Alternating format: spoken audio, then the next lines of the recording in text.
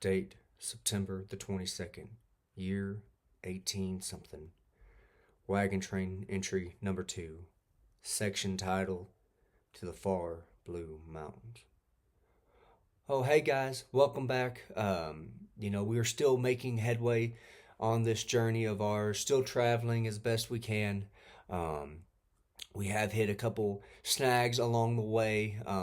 Unfortunately, the good doctor, unfortunately, has passed on. He will be very, very much missed. We can still, if you listen on a clear, starry night, it seems like we could still hear his ghost talking to us, whispering encouragement and wisdom to our ears. But that's crazy. That can't be possible. But I've noticed on our travel thus far that the old west, the further we get to the west, the things that something that would seem odd or uncommon or impossible seem to not be that far out of reach. Um, like I said, we have been making headway. Losing the good doctor did slow us down a little bit. We wanted to give him a proper burial and whatnot, and that's a hard thing to do because the further west we get, it seems like the ground just keeps getting harder and harder and starts to be more rock than anything. I'm sorry if I can't look you in the eye. Just again talking about it, just just makes me want to tell everybody to be safe out there and whatnot. But again, like I said, morale's been a little low. After losing the good doctor and whatnot, we have picked up a couple people along the way, and we were very, very encouraged. We have come into a gentleman who is from the land down under, is what he tells us, and he seems like he is very capable. And he seemed a little hesitant at first, but you know what? We all are, and we are very much enjoying his company and whatnot. And of course, the one lady on the wagon train is keeping us all in line.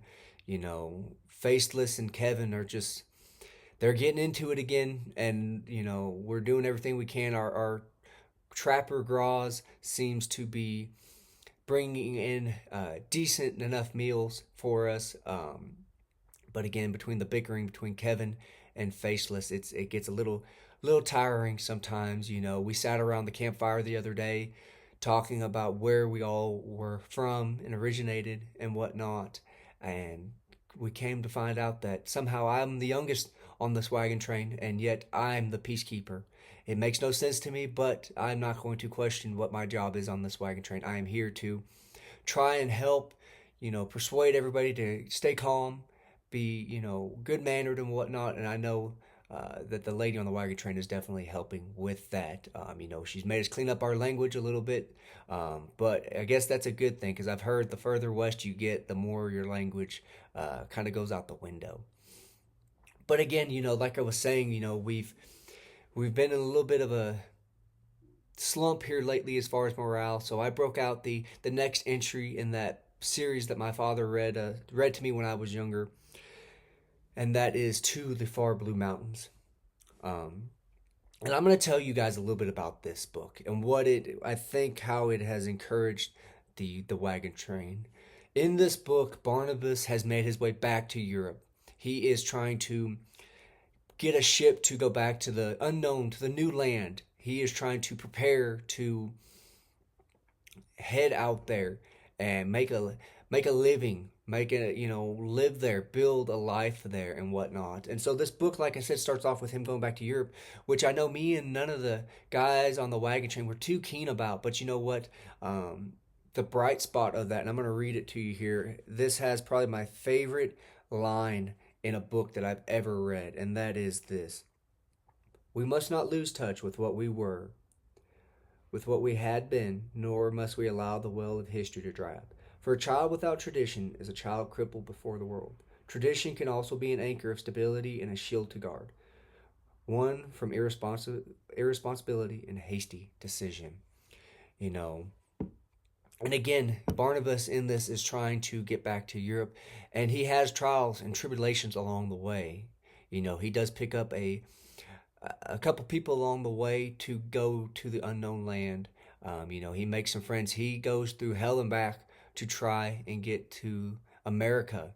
You know, And I will say, once they get to America, after about 100 or so pages, they start to build a fort. They start to make something, and then for whatever reason, they go back to Europe area. They try to sell and trade for goods and whatnot. There is a little bit of a supernatural mystique to this book that is referenced in this, which I personally could have gone without. But I understand why he put it in here. This has some great piracy in here, pirate fighting. They ward off and they fight against Indian attacks, Indian raids. Um, this book takes place over like I don't know how long. It's like a 30 or 40 year, 20 year, something like that time span. Um, we see Barnabas grow old in this book and whatnot. This was a great book. It does not.